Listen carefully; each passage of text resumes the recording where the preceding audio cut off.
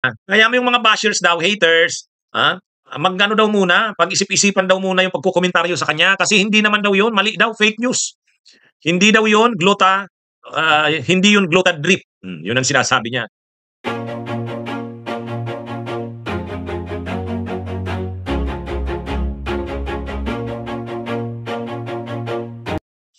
Sabi ni Kadama sa Jordan, attorney, di ba gluta drip ang post niya sa Instagram? Yon, isa pa yon. Isa pa yon. Ang sinasabi niya ngayon, hindi daw yun gluta drip. Pero gluta drip yung post niya sa Instagram. Dinilit niya na.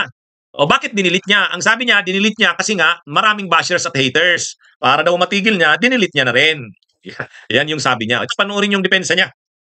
Tumagal, inintay ko po yung asawa ko na 9 o'clock na. Okay, oh my gosh, ang daming haters, ang daming bashers. Hello? Bashers! Ang daming haters, ang daming bashers. Alam mo, i-clear na nga natin yan once and for all. Okay? I-clear na natin, kwento ko sa inyo kung ano nangyari. So, nagpunta po ako sa Senate for the Eddie Garcia bill.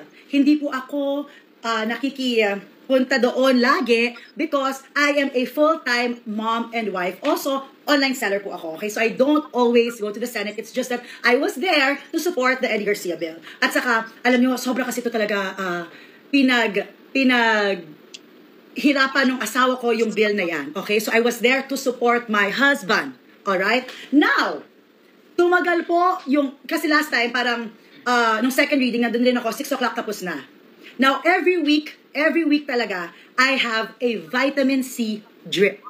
Okay? Diyan po kayo, medyo relax lang. Kasi, inisip nyo po na glutathione yung aking ginagawa. Okay? Linagay nyo dyan, gluta.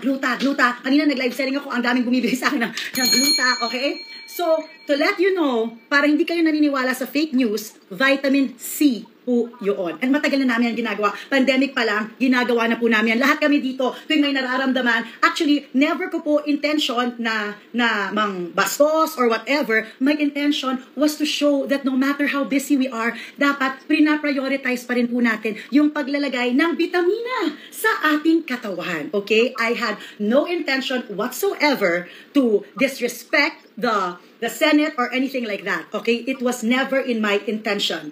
Tapos, so, andali. Okay? And then, para sa akin, alam mo, honestly, in my head, I was in my husband's office. Okay? So, siguro, yun yung on my part, baka nakita ninyo na hindi maganda kasi sa utak ko talaga, I was in my husband's office. Ganun lang. 'Di ba? So, I felt na safe place yon because opisina po ng asawa ko. Yun ang aking iniisip, okay? Pero, nag-post ako. Kasi nga, hindi ko naman inisipan po ng masama. Wala naman po akong bad intention kahit konti. So, ngayon, ako naman, pinost ko.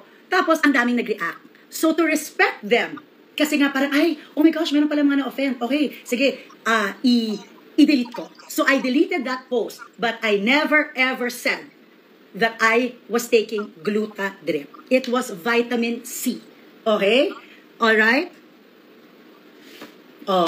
Yes, no. Bakit sa Senate? Because yung oras po, dapat yun talaga, may appointment ako sa bahay. And then, sige, mag-question and answer tayo. Naging press con yung live selling ko. Sige, mag-press con tayo.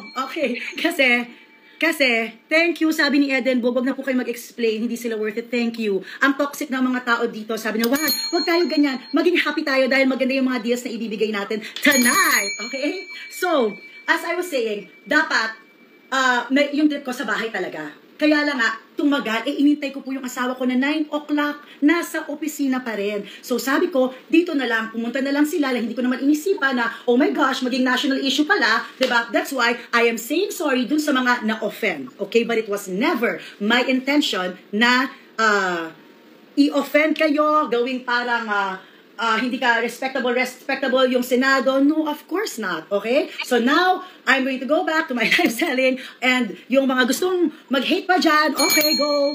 Diba? Ayan.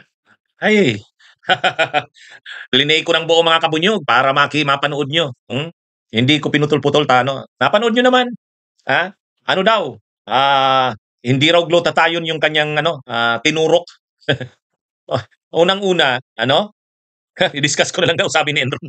Unang-una, anong sabi niya? Ginawa niya daw yun kasi nasa office siya ng asawa niya. So, dahil nasa office siya ng asawa niya, alam niya safe 'yon, hindi naman gano'n ka-ano 'yon, hindi naman 'to sa loob ng Senado mismo, do'n daw sa office ng asawa niya. Kumbaga private dito ang lumalabas mga kabunyog, ang tingin niya do'n sa opisina ng asawa niya private ano, kasi sabi niya parang may privacy siya do'n, parang ang pinalalabas niya, say ano 'yun, anong tawag niyan, anong ginamit niya, safe siya do'n. Kumbaga wala siyang problema do'n kasi opisina naman 'yun ng asawa niya, 'yun ang problema, ah. Ang tingin niya ng opisina ng asawa niya ay private office ng opisina niya ng asawa niya. Tama ka, di real tsuha. Official function ang office. Ha? 'Di ba? Opisina 'yun ng asawa mo, pero opisina 'yun ng Senado.